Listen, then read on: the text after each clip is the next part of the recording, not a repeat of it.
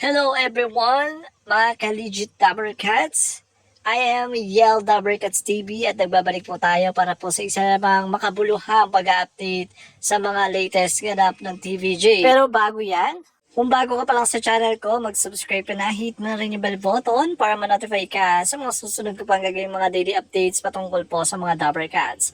Ito na, simulan na po natin. Let's go! Matapos ibalita po sa News 5 at sa Frontline Pilipinas kagabi ang balitang pinagsinungalingan daw po mismo ng Dabber Cats ang kumakalat na ulat sa social media na magsasara na ang longest running noontime show sa bansa na Itbulaga dahil nalulugi umano ito. Ayon po sa News 5, ito po ay isa sa mga post ng TV5 mismo. Alam din po kasi ng TV5 kung ano pong totoo. Kaya nga po, paulit-ulit po nilang ibinabalita po ito dahil wala pong katotohanan po yung balitang pinagkakalat mismo sa X na buong lahat po sa social media nakaalam po nito and usap-usapan na rin hanggang ngayon. Pero ang paglilino niya ng Tito Vic and Joey or ni Tito Sen and ni Joey De Leon, mamaya may papakita po silang tax BIR para patunay na hindi po sila nalulugi sa show. Sabi nga dito, EV is already a paragon in Philippine noontime show. Whatever happens, it will still be Inc. as an icon. TVG plays a vital role on it.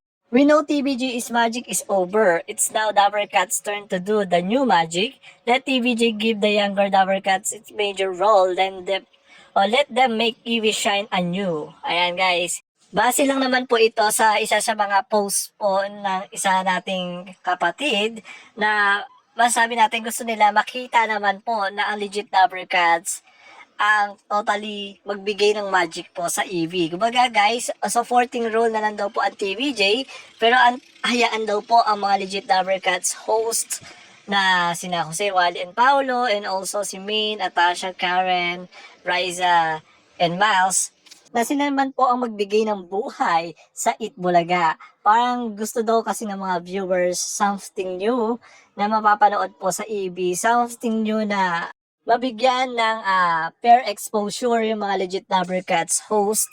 Especially guys, sa lahat po ng segment, dapat may bawat segment po sila na in-hostan. And also guys, gusto po ng mga viewers din na magkaroon ng bago sa EB.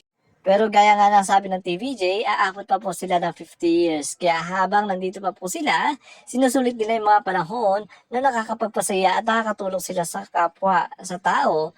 Yun naman po ang mahalaga sa Itbulaga, kaya wala na pong iba. Gaya nga po ng sabi dito, si EV Dabber Cats 1975 request sana this coming Saturday mag-guest ang Street Boys with Spencer Reyes, Transprod intro. Pantapat sa kabila, Jong and Bong, kung papugian ng Spencer Reyes kami. So ayun guys, di ba makikita natin, talagang nire-request pa ito ng tao. And this coming Saturday nga daw po sana pagbigyan na makapag-guest mo yung mga dating dancers po nung 90s na Street Boys and Spencer Reyes. Para sa dance pro, na itatapat daw po Hijong and Bong sa Sabado. Well, ito po ay request pa lamang po at wala pa pong angkop na confirmation about this, pero sana to pa rin po ito ng legit Dabber Cats. Hanggang dito na lamang po isang update natin ngayong umaga, and thank you and see you for my next update para po sa mga Dabber Cats. Bye guys!